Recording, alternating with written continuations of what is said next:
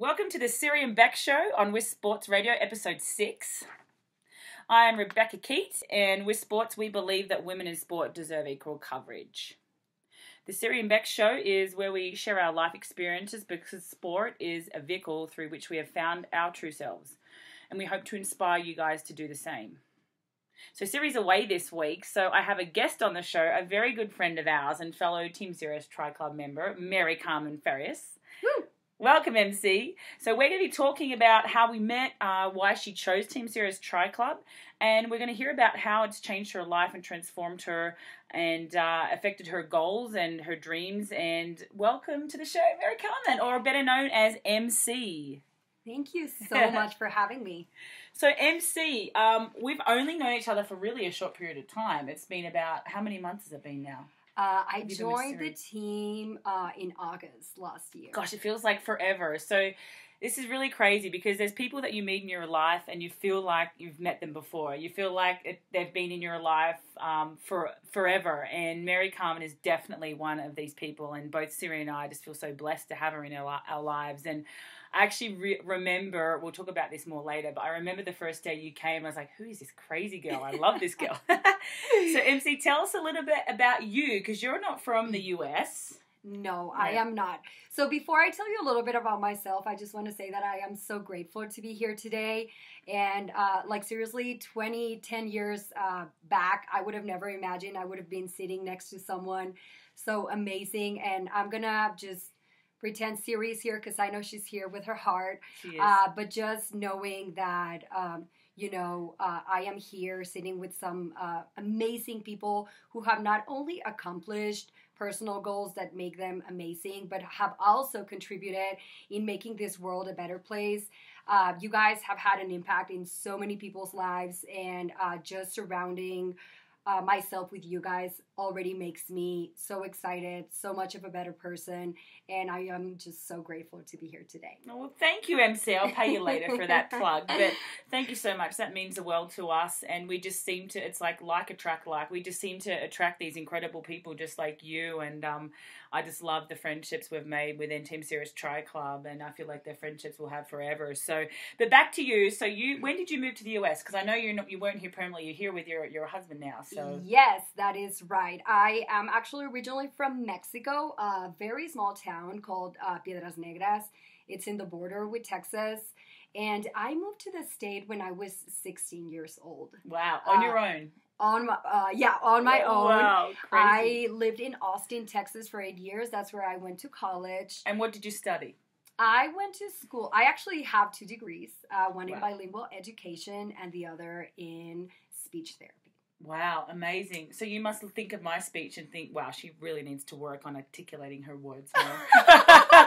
My mum always says, Rebecca, you sound like a gutter child. Like, speak properly, pronounce your words. So I've been working on that. I'll be more conscious of that now that I know that you have a degree in that. So yeah, Austin, Texas, that's a really big mecca for triathlon, actually. Karen Burks lives there, also one of our Team Sirius Tri Club coaches. So cool. So Austin, Texas, how did you like living there? I absolutely loved it. I gotta be honest, moving from Mexico to the States was not easy. I did not speak the language. Yeah. I started college, not knowing what an essay was, literally. So it took me a while to get through school, but I did it, and I am always super grateful for that. But actually, it was while living in Austin, Texas, that I discovered the sport of triathlon. So, awesome. Yeah, it's like an amazing place, so many great things to do, and like you said, it's like the world of triathlon. So. My favorite run, I don't know if you know it, you probably will know it. There's a dirt trail that goes for one lap is like 10 kilometers or something all around the river. And it's unreal. It just follows the river the whole way. Oh, yeah. I think the one you're talking about, it's Lady Bird Lake, which they actually just built a bridge. Right. So you can do I think it's like a 12-mile loop. Oh, it's 12. No, they just expanded it. Okay, so I did not remember running that far. Yeah. No, but yeah, I was there a couple months back, and I was like, why was this not here when I was living here? It is an amazing place to live. Yeah. Wow. So 16, that's pretty young. So did you have an athletic background? Because you're very fit. You've got an amazing physique. So you must have had some sort of an athletic background. What was your history in sport? So actually, that's an interesting question because I've always been super energized. And I always wanted to move to the States, but my mom would always be like, no, you're going to stay in Mexico. And I would see the cheerleaders and, just like, I was like, I want to do something. Like, I want to do a sport. But it was really never an option because my hometown, it was like, I like to joke about it and say that I didn't know that people ran for fun until I was like 18 or something. Yeah, like seriously. So, I mean, not really, but it's just like sports were not really a big thing in my hometown. Mm-hmm. So I did do gymnastics for a little bit, but I tried like basketball. I was horrible at it. Like every sport I tried, I was really bad. So honestly, I would just do the regular stuff, but I was never consistent with anything. Wow, that's interesting because Marinda Carfrey was a basketballer. I was a basketballer, and I feel like from basketball, that lateral movement, I feel like it's an advantage sometimes as a triathlete because we are so straight line swimming, straight line biking and running. If you grow up playing basketball and you haven't had any injuries either, which is interesting. Rinny's never freaking injured. I don't think she's ever had a really serious chronic injury. And Siri and I were talking about this and we were like, basketball, like, although you said you weren't good at it, but maybe it was good for you because that lateral movement, which you don't get in triathlon, like I really feel like it helps a lot with Joseph Soccer. He was a soccer player too. He's never had an injury. So I think that sort of translates to sometimes helping in the sport of triathlon with that growing up doing stuff like that. So that's really interesting that you did that. Yeah, and I mean, I was never consistent, but I tried pretty much everything. Yeah. I tried baseball, basketball, soccer, like a little bit of everything. But to be really honest with you, for me, it was never, I never thought I could do more than, what I would see other people doing. So it was more the lack of knowledge and the lack of belief in myself that held me back from going further in any sport. Because I've always had the energy. Like, seriously, like, growing up, like, I was like, what am I going to do with all this energy?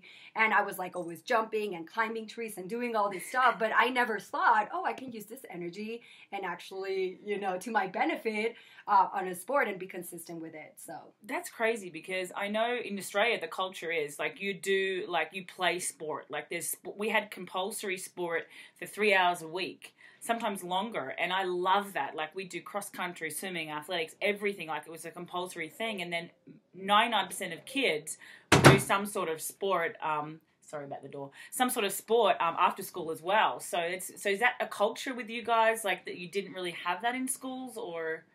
I would absolutely say that, but it's changing a lot. That's great. Like, if I go back to my hometown now, like, you see that people are doing 5Ks, 10Ks, 21Ks, which is, like, amazing. But when I was growing up, that was not a thing. Wow. So yeah, I know. So I am, like, super happy, like, going back and seeing that people are getting more into the sport. Like, triathlon is growing so much in Mexico now.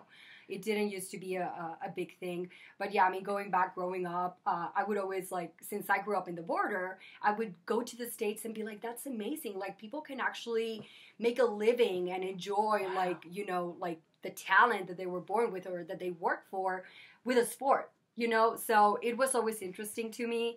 But again, I do say it was, like, a lot of, like, the cultural background and all that. Yeah, that's really interesting because, triathlon is big in South America now and Mexico. And Troy Ramiro, one of our coaches, an incredible athlete who will be turning pro this year, I assume, because he's doing great.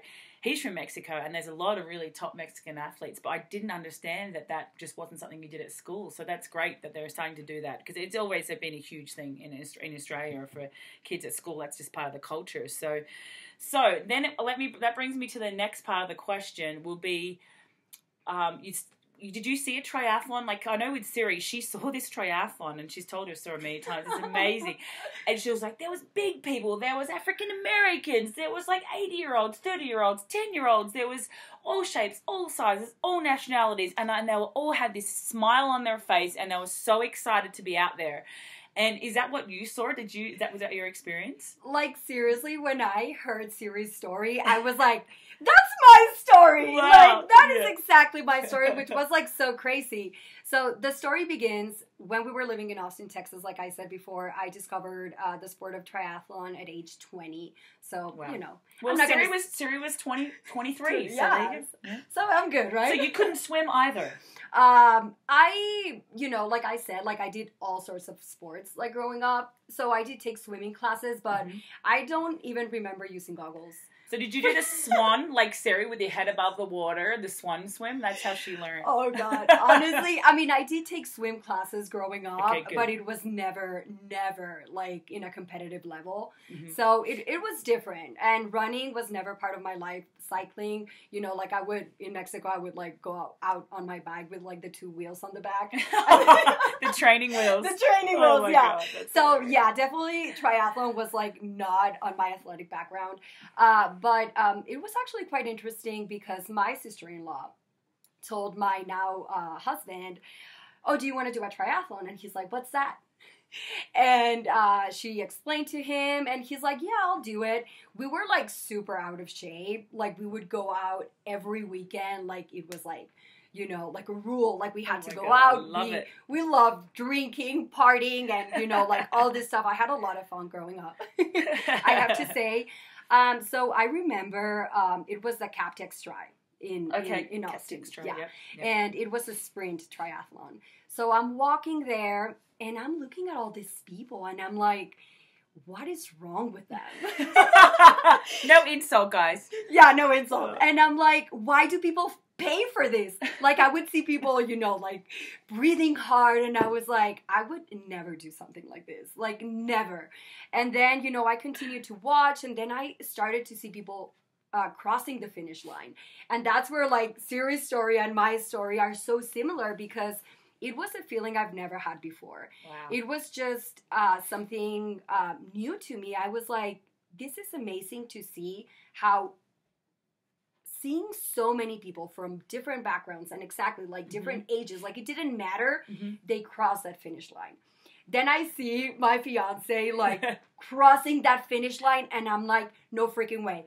By the way, he did this on a mountain bike. Oh, that's amazing. And did he look excited? I bet you he was pumped to finish. He was very excited. He was like, oh yeah, that was fun. Like he used to be a smoker. So, you know, like he even did it like with, like, I don't know how he finished half a lung. Yeah, half a lung, exactly. Yeah. He likes to joke about it and say that when he was like swimming, he would like had a cigarette and then just like swim with the other hand, and I'm like, you're ridiculous.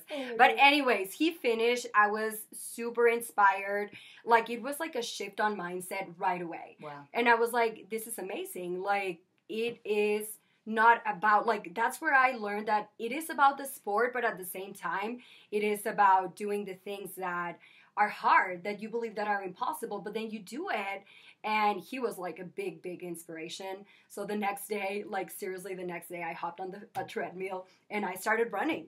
And that's how it all started. Wow. That's crazy, because that's so interesting. And that was a similar story to Siri, really. And that's sort of aligned with our motto. It's not about swim, bike, run. It's about who you become. And I've heard so many stories like this. I mean, I was completely different. I had a really big athletic background. I was cross-country, swimming, athletics. But that's a great story. Your husband was a smoker. And we have guys in our club that have lost like 120 pounds. One of my athletes. This is an inspiration, I think, for anyone listening out there that has never done a triathlon. What would you advise them? Because some people say, I can't do that. And an Ironman's crazy. I mean, Ironman for me was, say, 8 or 9 hours, but for some people it can be 16 hours. So what would you say to the everyday person that's terrified, and most of the fear is usually that they can't swim? We can help you with that. What would your advice be? Because it does scare people to think about swimming, riding, and running. And for someone that's never done one, what would your advice be? So for me, I think it's different for everyone. For me, my personality is a lot like, I started with shorter distances like than sprint. So I started swimming. Is there a shorter distance? There is, yeah, there is such thing. So I remember we would do all these races and it would be pool swimming. So it was not like, okay, swim in a lake, because that is very intimidating. And I mean, I was super scared. Like up to this day, I'm not going to say, like, I still get a little nervous when I get on open water swimming. But what I would say is start small. Because I feel like a lot of people just like from one day to another say, I'm going to do an Ironman. And that's great. Like, I truly believe that anyone can do it. Like, I truly believe that anyone can do it. But it's also important to understand that your body has to get ready for it. And I feel like the better prepared you are, the training is not only going to prepare your body, but it's going to prepare you mentally so that you can actually enjoy it. Yeah. Because a lot of people get so, in their minds about like the training that they forget about enjoying. The journey. Exactly. Yeah. So. That's the great advice. So for people that don't know, though, we should probably tell them the distances, because not everybody's a triathlete that listens to this. So I didn't know there was a shorter one than a sprint. So what distance was, if you guys are looking out there, well, let us know. We can send you links to races that are shorter than a sprint distance. But a sprint distance is usually 500 swim, 20K bike, and 5K run. And sometimes it can be a 750 swim, 20K bike, and 5K run. So MC, what was the short one? Honestly, it was so long ago that I don't remember. It was an Olympic pool, so I would say it was about maybe a 400-meter swim. Like 10K bike. Yeah, it was like really short. Yeah. I honestly don't remember the distances. I would lie, but it was really short, and we did like 20 of those. So that built up my confidence to be like, yeah, like every weekend. Well, not every weekend, because they would actually be in San Antonio. Okay. And I got obsessed. And then my fiance was like, oh my God, why did I ever do one? Now I can't get you to not talk about it. And that is so true. It is absolutely an obsession. I really feel like after the first one, you are so hooked. And I know Ironman athletes are the same. So guys, so there's sprint distance, which is not too daunting, like 500, 20, and 5. Then there's the Olympic, which is 1.5K swim, 40K bike, 10K run. Then you can step up to a half Ironman, which is 1.9K swim, 90K bike, 21K run. Then there is the Ironman, which is 3.8K swim, 180K bike, and 42.2K marathon after a freaking 180K bike. So there you go. They're your distances. And anyone can do them, as MC said. And I totally believe that too. I really, really do. And at Team Sirius Tri Club, we do cater for every single person. Like, you can be a beginner, you can be anyone. I mean, MC had never, you'd done a couple of triathlons, but you really hadn't swum much. And now I look at her and I'm so proud, because this girl has taken, like, I'm not kidding you, she probably took, for 100 meters, maybe 2 minutes when you came to Siri. Like, it was probably... And then the other day I high-fived her. I think she came in on like a 1:27 or something like that, which is insane. If I took 30 seconds off, I would be winning an Olympic medal at the Olympics for swimming. So that's just how much you can improve, like, so quickly. Okay, so next. So I remember your little face turning up at this swim session, and I love my wife for this. I love Siri for this, because the way she chooses athletes, like, it cracks me up. And for me, I coach mostly all age groupers, actually, which I love, because they're just so grateful compared to your average professional. But MC is one of very few age groupers that Siri has decided that she'll say yes and take on. She only has, I think, 2 or 3. So when Siri does take on an athlete, I used to say to her, now I know her better, when I first began with her, what made you choose them? And I say, how fast are they? What races have they done? What have they won? And she's like, I don't know. And I think, what? Like, you need someone that can push Rinny. You need someone that can make podiums, because that was what I was about. I was about winning and podium. That was my identity back then, 5 years ago. But then she was like, no, I love her energy. I love her passion. I love her drive. She just seems to have the same values as us, the same loves.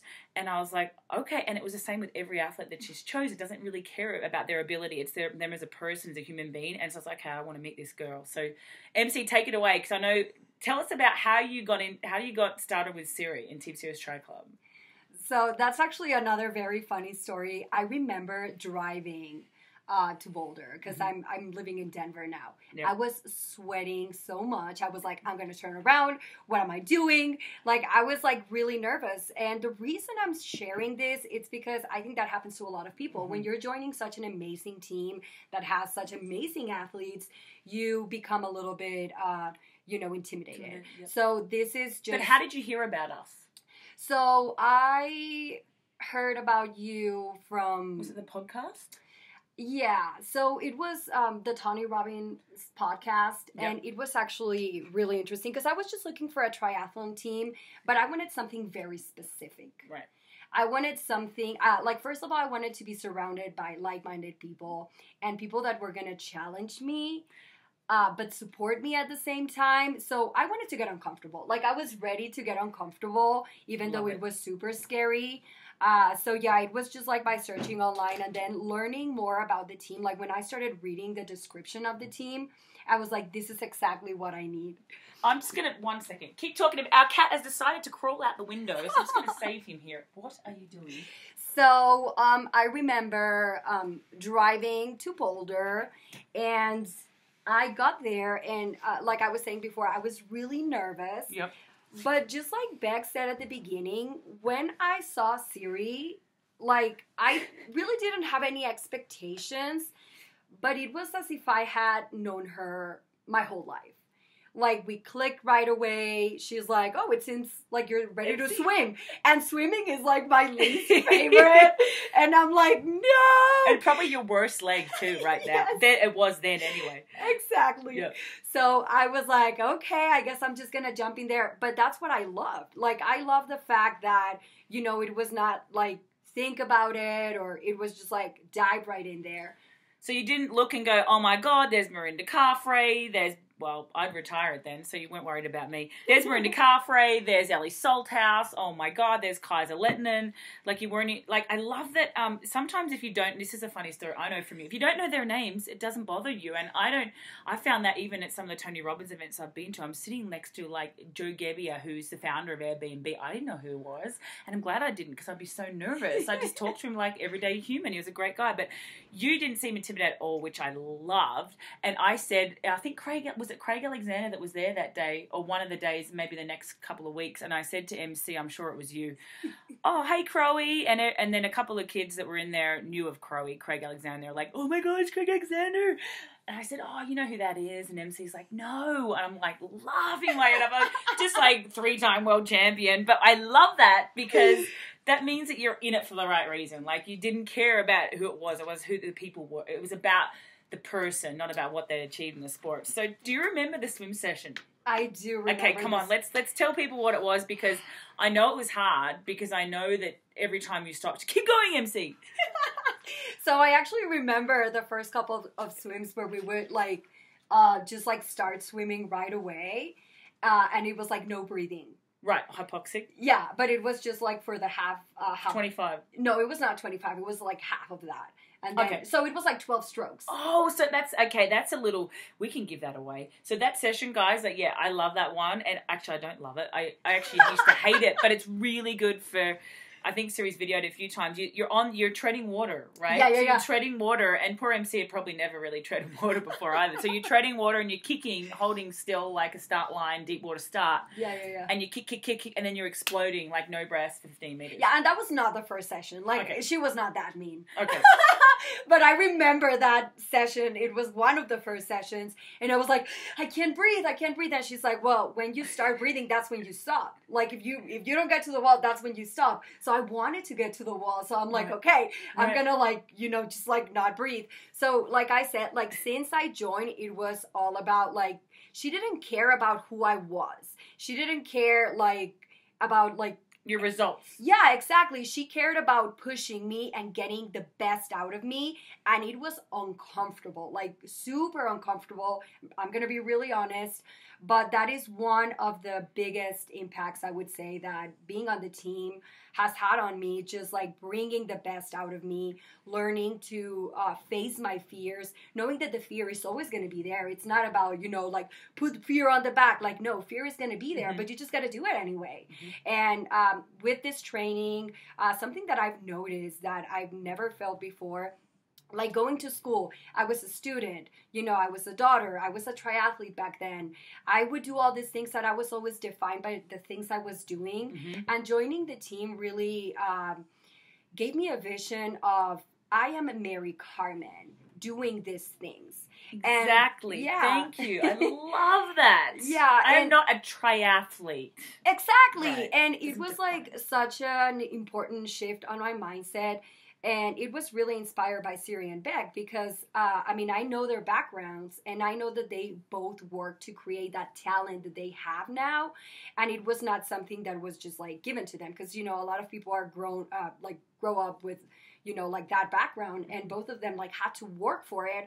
So for me, it was like they understand me. They understand what it is for me to, sometimes be like frustrated, to be like, maybe you're not seeing the progress that you want. Maybe you're having difficulty in this area of your life. So they knew what I was going through. So they knew exactly how to help me. So for me, that has been a huge, huge impact, because I feel connected, and I feel, just like they know exactly what they're doing. And I've seen an improvement in every area of the sport, like swim, bike, run, and in my personal life. Just like you guys always say this, like, be authentically you, and just like give your best and all of that. And like the training sessions are just my favorite, because I like Sirius like screaming in your ear, like, you could do this, and she's like super pumped all the time.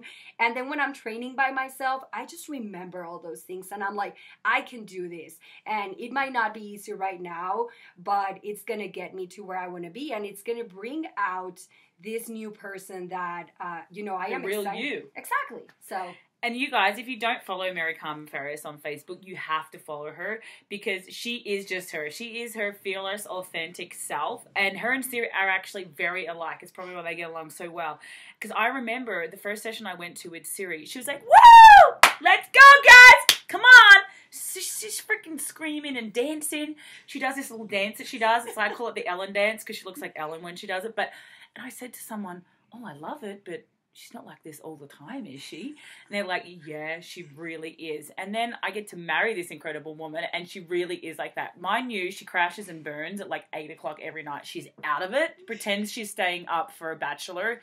I always have to rewind it like every 2 minutes. But that is her. And I feel like it's so great. And we attract that in our squad. And that's what I love about our club.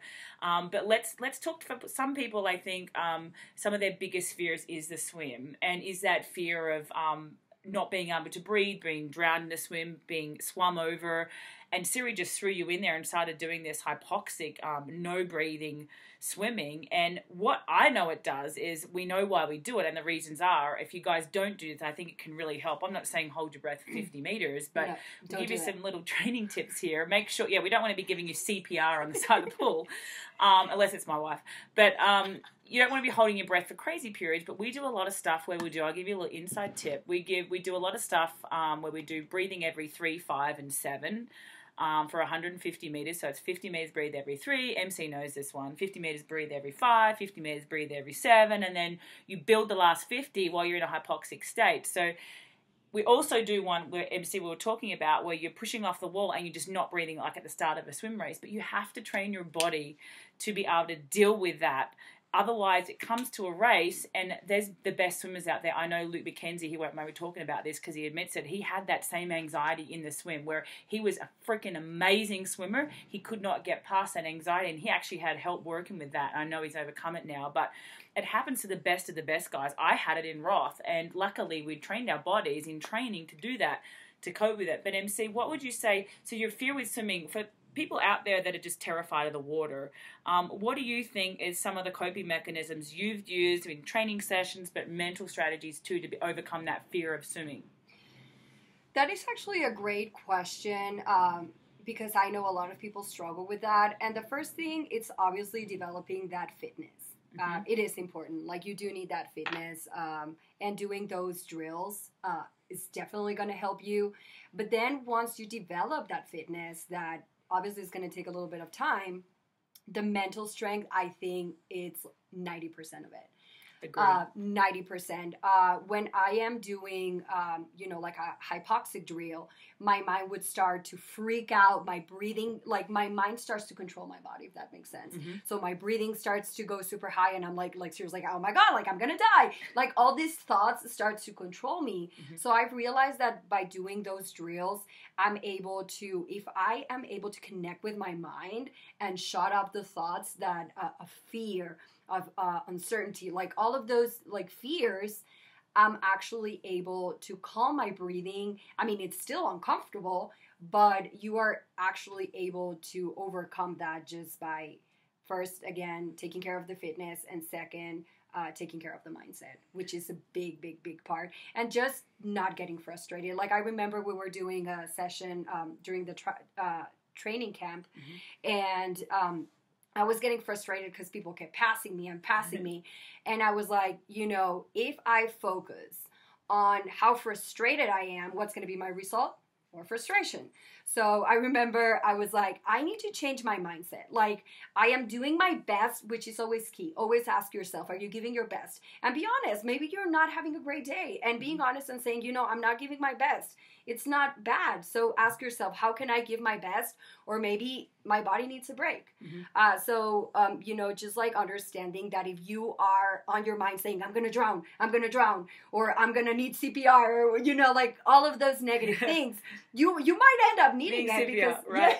It's totally true. Like, what you focus on is what you get. And I love that. And I know that's a big thing that Tony Robbins talks about too. And it's so true. If, like, I used to focus on, oh my God, my back's sore. My back is going to be sore, like on the bike. So you just got, and Siri used to joke about it, don't focus on it. And I'd say, what are you talking about? And it actually really works. And I know Siri's mum, whenever we feel like we're getting sick, she goes, mind over matter. And I'm like, no, I've really got a sore chest and my nose, my head. And it's mind over matter. I've never been sick. And I'm like, oh my God. And it honestly works. And I've just learned to do that in all works of life, like everywhere in my sport, in my professional life. Well, I don't do sport anymore, but don't do triathlon anymore, but in my professional life, my personal life. So I love that. I love that you say it's 90% mind, because your mind is just trying to protect you, but you've got to go back into your heart and think, am I really going to die doing this 50 meters? Like, no, probably not. So you've got to talk to yourself. There's a lot of talk that goes on. Exactly. I totally agree. And something just came to my mind that I want to share. When I used to do triathlons years back, I remember that if I had a bad swim, it was like I would just make excuses like, oh, my stomach was hurting, or, you know, it was so windy. Like, I would just like make excuses because I was pissed. So being pissed, like focusing on being pissed, ruined my race. So I remember 2 years ago, and that's another reason why I joined the team, that it's just like coming to my mind now. I did a race here in Colorado, and I was having a horrible swim, like really, really bad. And my husband had asked for the day off so that he could drive me there. He was really excited to see me race, and I was gonna quit. I was like, I'm not gonna finish this. I can't breathe. So I started focusing on the negative. And then I was like, I cannot do this. Like, if I cannot do it for me today, I'm going to do it for him. Wow. Just because, you know, I couldn't find that motivation. So I started swimming, and I was like, I'm going to give the best on the bike. I was dying on the bike because I was pushing so hard. Then during the run, I was like dying as well, just because I wanted to make up for the time that I was swimming. Like, literally, I was swimming like on my back because I was like, I can't breathe. Like, it was really bad. And I hadn't raced in like 3 years when I did that race. So I remember I finished and I placed second. No way. On that race. And so you heard Siri's story of the World Championship, so guys. Similar. You probably all heard it, guys, where she came out of the water. She was seriously dead last. And her bike was in the worst position. She had to run way further. She rode, it will never happen these days, but she was that incredible athlete. She rode from, like, out of the swim last, up to the front of the bike, told McKinley Jones, are you ready to run? And then won the World Championship by nearly 2 minutes. So there you go. So that's the thing. You've got to remember, it doesn't predict your race. Some of my race, when I won the World Championship, when I won the Copenhagen, the challenge race there, the iron distance, and I broke 9 hours that day. I came out of the water and I stacked it on my bike, crashed my bike the first corner in the wet, slid out. Didn't even look at my leg. There was no way I was going all that way to pull out. I was in a lot of pain on the bike, I remember. And I remember I got off the bike with Jodie Swallow, who's an incredible athlete. And I thought, I've just got to get in front of her in the run, and then I've got her. And I passed her, and she ended up pulling out and ended up winning the race. But it's so true. Like, anything can happen. Like, you, especially in an Ironman and a longer race, even a sprint though too. But you can have a bad swim, and your race is not over. And I think that mindset needs to be trained too. And Siri does that in training. And I know she does it even without saying it. She will make you push through something, and it's not because she's trying to hurt you or she thinks you physically need it. It's mental training. And you can have, like in the pool, there can be, like you said, a bad day where your times are just crappy for you on that day, but she always says, as long as you're giving the best effort in that moment, don't look at the time. It doesn't matter. Exactly. Yeah. Yeah. So MC, I want to talk about your incredible experience and knowledge in nutrition. And if you're willing to share, I want to know why this is your passion so much, as well as triathlon. But usually it is because of a personal experience. But you have so much knowledge in nutrition and really good knowledge in GI issues and that chronic inflammation syndrome and your stomach issues and everything like that. Excuse me, I'm not that knowledgeable on it. But tell me your history with nutrition, why you got into it. And I just love the expertise you have in that because, guys, if you don't know, MC is our team nutritionalist now. And her focus is obviously exercise nutrition and endurance sport nutrition. So let's talk a little bit about that. Yeah, absolutely. So my passion for nutrition, actually, it's very interesting because it's well linked with triathlon. I started to gain interest at a very early age, and it was really not the most healthy way to do it, just because, and it happens to a lot of people. And I want to start by saying that what I really thought was the darkest time of my life and the worst thing that could happen to me has been my greatest gift, because I can understand what people go through. And I know that sometimes it's very difficult to talk about it, but going back to the story, I struggle a lot with like body image, and I was just obsessed with food. And obviously I started learning a lot about food because I wanted to know, like, is this going to make me gain weight? Is this going to make me, this or that? So actually that unhealthy obsession turned into something amazing. So when I started triathlon, I realized that if I continued with these like bad habits, I was never going to be able to, I was not going to be healthy. I was not going to be strong. So that's when I realized that I needed to make a change. And I actually gave up the sport for 3 years just because I had to take care of my health. Because you had a lot of issues with digestion and getting food that didn't affect the feeling, like you had a lot of trouble with a lot of the foods that you were eating, right? You just had a lot of trouble getting it in. Yeah, exactly. And everything started because I developed an eating disorder, and it was very difficult just because for anyone who has struggled with that, it's like you eat a lot of food and then, you end up just like having all these feelings of guilt and over exercising just to burn those calories, or doing whatever you have to do. Like there's so many things that you can do that are very unhealthy for you. And I also realized the difference between fitness and health. Wow. Which I believe a lot of people get, or performance and health. You can have a great performance, and that does not mean you're healthy on the inside. So my main focus is on helping people to still have that performance while taking care of their bodies, because I personally don't believe it's worth it to be a world champion and then 10 years after be struggling with your health. Like, and a lot of people go through that. So going through that personal experience allowed me to connect with my body and made me realize that it's really not just about nutrition, but it's about the relationship that you have with your body, with your mind. And if you just focus on one, there's going to be unbalance, and you are going to end up, having some sort of disease, and which is like super sad, because for people who do triathlon, you usually think of people that are healthy. They're working out, they're spending all these hours so that they can become better. So why not find ways in which you can become the best that you can be physically from the inside out? I love that. And you know what, it even resonates with me, not to that extreme, but I know people that have had bulimia, and I know there are a lot of athletes, whether they'd admit it or not, have eating disorders, and it's definitely so common for women. And for me, I remember as a kid, I was never bulimic or anorexic, but I do remember that I used to calorie count as a 16, 17, 18-year-old. For 3 years, I calorie counted, and I used to count the grams of fat that I ate because fat is bad.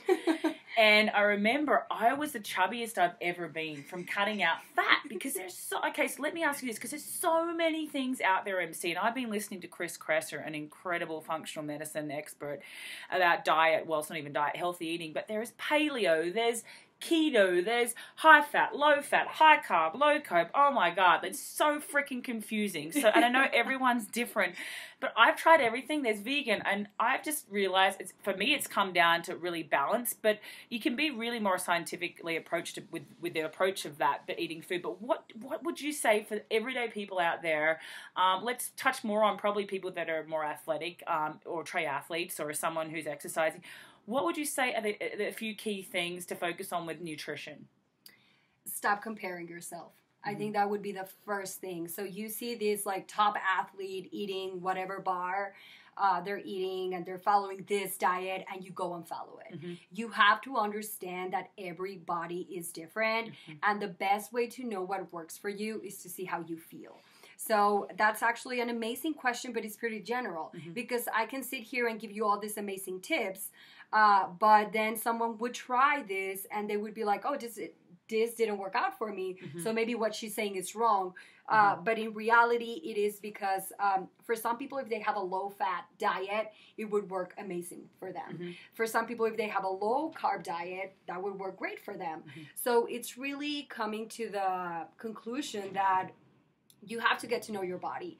And the reason I say this, it's because I've been vegan, vegetarian, I've tried the ketogenic diet, I've tried high protein, I've tried like cleanses, everything you can think of. And that's actually, again, it was like horrible, like going through all those diets and starving and binging and, you know, purging and all of those things. It made me realize that there is no such thing as a perfect diet. So when it comes to athletes, I think you have to keep in mind that it's not about feeding yourself, but fueling yourself. Exactly. So if you have a workout, I see a lot of people doing, oh, I'm going to do this fasted workout. Doing fasted workouts, it's okay if the intensity is going to be low and for regular people. But I truly believe that if you are an athlete, you have to fuel your body. I totally agree. I mean, I hear like the Ben Greenfield, I'm not mocking him because he usually is addressing more like your everyday person, weekend warrior, not sort of a professional athlete or an endurance athlete. I don't like the idea of fasting because I think recovery is going to be a lot worse. They could struggle through their session. I'd really agree with you there. I mean, if you're just trying to lose weight and you really have a serious weight issue, then maybe every now and then it's good for you, but I definitely wouldn't advise that. But okay, so let's just say everyday person, say they're a half Ironman athlete, have no idea about nutrition, they don't know what to eat at all. What would just be something in general, if you could just give them a few common tips for an everyday person to have for breakfast, lunch, and dinner? Oh, that's a great question. So I would definitely say you have to make sure you are eating a balanced diet. And there's something really interesting when it comes to, for example, pre-workout. For pre-workout, you always have to focus on digestion. What is going to take the least time to digest and have your the food empty the stomach. So for that, I personally recommend that you have something that's going to be absorbed fast. I like to have dates, figs. That's for carbohydrates. And then a type of fat that I really like that's very easily digested is MCT oil. And a lot of people would tell you, no, don't eat fat before a workout because it takes a lot of time to digest. But with MCT, it's very different. You just have to make sure you get the one that has the C8. I won't really go into detail, but that's going to be easily absorbed. So just look for that on the label. And then you also want to add some protein there. I personally recommend hydrolyzed protein, which is pre-digested protein.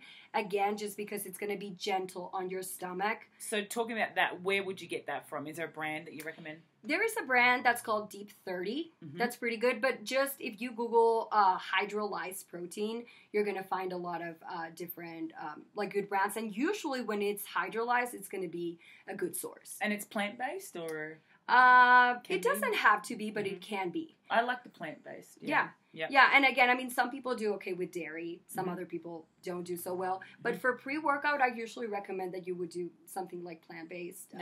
You know. What about post-workout? Because I have a lot of people ask me this, and they say to me, I've just done like a 45-minute run, or I just say, well, you know, if you've already eaten breakfast, it's not that important. Keep hydrating, but you don't, maybe a banana or something. But say they've done like a 2, 3, even 5-hour session.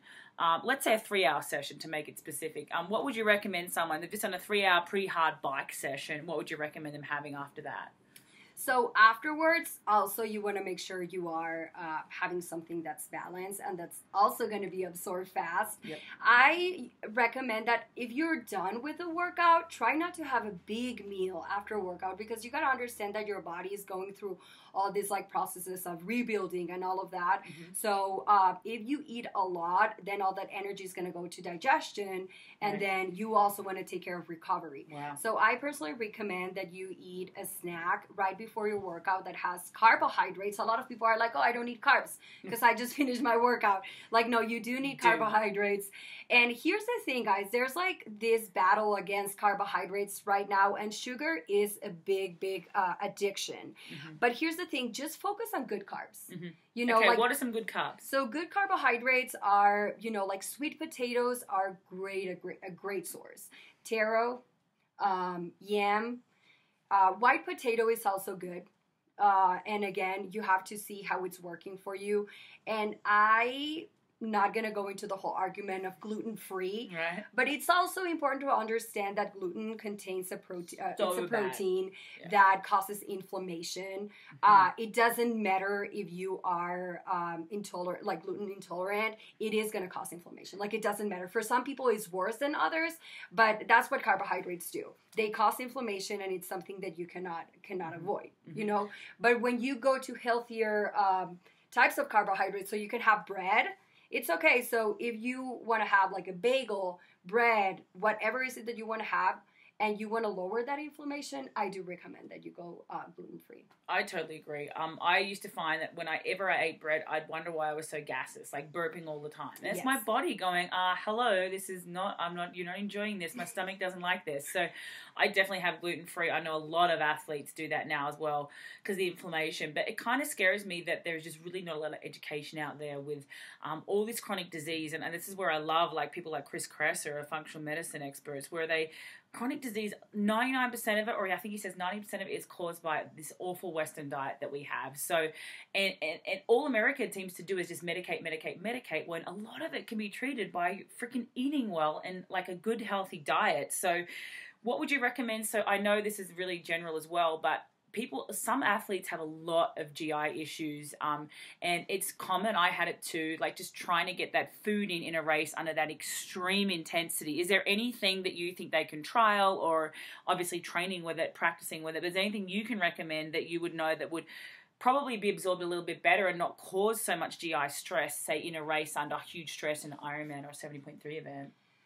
Yeah, absolutely. So here's the first thing. If you are following a certain lifestyle that's working for you, don't worry about having to change anything. Mm-hmm. Yeah. That would be my first thing, because then some people are like, oh, I just learned that this is like bad for me, so I'm going to stop doing it. So again, you have to listen to your body first. But I do recommend that overall you include obviously lots of vegetables in your diet, and don't overdo it on the fruits though, because Mm-hmm. I know we're always told like fruits and vegetables, but I would say vegetables and fruits, Right? Because fruits are amazing for you, but they also have a lot of sugar, so a lot of people overdo those. Mm-hmm. In my personal opinion, also including foods that are fermented, those are like amazing for your gut, like Mm-hmm. sauerkraut, kimchi. Those are all great options. Bone broth, it's another great source of antioxidants that's going to allow you to reduce the inflammation in your gut, because honestly, most of the athletes I talk to struggle with gut distress, and just because of this overload of sugar that they have for everyday training. So you can make some changes, like I was saying before, like instead of having regular bread, just change to gluten-free bread. Instead of having, gels that have like so much sugar, look for gels that are lower in sugar. Mm-hmm. Maybe try liquid hydration. Like there's so Mm-hmm. many products out there that are going to be gentle on your stomach. And also understanding that just because someone else is drinking something that works for them, it might not work for you. Yeah. So definitely focusing on a low inflammation diet, which is going to be a little bit lower on fiber, which it's actually quite interesting. But when it comes to vegetables, they're actually very high in fiber. So I personally don't recommend that you have a lot of vegetables before a race or before a workout. And that's really not common sense, because a lot of people would be like, I'm going to have all these veggies. What? I have a story about that because I don't know if it was a joke, but Leander Cave, I don't know if she's going to listen to this, it's hilarious. She was told before Hawaii, and Siri was coaching her, and someone gave her nutrition advice, but it was kind of a competitor's coach. She's like, you got to eat heaps and heaps of fiber the night before, like heaps and heaps of fiber. And Siri was like, yeah, I don't know why they would say that. Like, that's not a good idea. And she had the worst gut issues that race, obviously. Yeah. Because athletes don't know. I mean, I ended up using, which is probably goes a little bit against what we're talking about, but I was using like a Carbo Pro, which is like pure like multi-dextrin, I think, and I never had issues with that. I used to eat the little goo chomps or goo chews.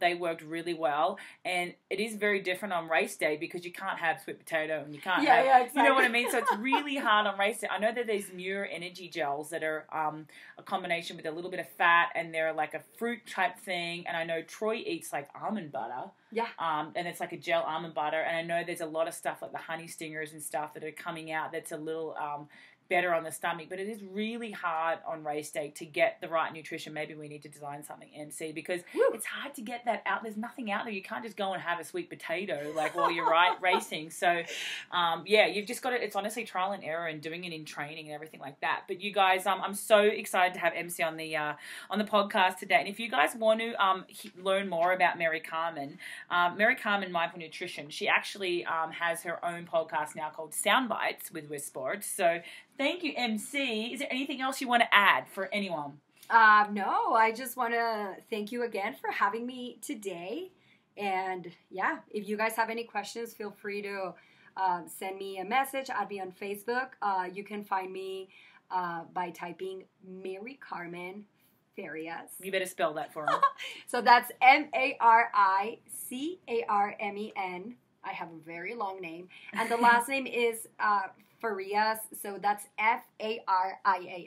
Awesome, MC. Thank you so much. So, guys, also, if you want to know more about Team Sirius Tri Club, you can go to www.teamsiriustriclub.com. I really want to quickly touch on to our big why is, and Maricarmen is a very big supporter of this, is our Believe Ranch and Rescue, a horse rescue where we save horses from slaughter. And I also wanted to touch on a new act that has just been created, well, not just being created, but more recently being created, the Safeguard American Food Export Act, or known as SAFE, was created last year, and we'd love you guys to get on and support this because it is going to be taken to the White House, and we're going to hopefully be lobbying to try and get this as legislation officially. But please look it up if you can. It's called the SAFE Act, Safeguard American Food Export, to stop this shipment of horses to slaughter, and that's a really big thing for us. So you can also look at our rescue, www.believeranchandrescue.org. There's more information on there as well. You can even donate each month for $37 and be part of our club, but also be donating to save horses, give them vaccines, and that can be a way of you contributing to saving and touching lives of the horses as well, which will give you a free membership to our club. So thank you, guys. Follow Wisp Sports on all social media channels at Wisp Sports, and for more conversations from the world of women in sport, wispsports.com. Remember, you can listen to lots of the podcasts about women in sport by subscribing to Wisp Sports Radio on your favorite podcast app. Thanks for listening, guys, and supporting women in sport. And thank you, Maricarmen Farias, being on our show today. Woohoo! Woo! Hope that was good. I don't know if I said that right. Are you there, Chris? That was fabulous, girl. Yay! Siri's going to be kicked out. I know. Yeah, she's out the door. Sorry. She's gone. Yeah, She's gone.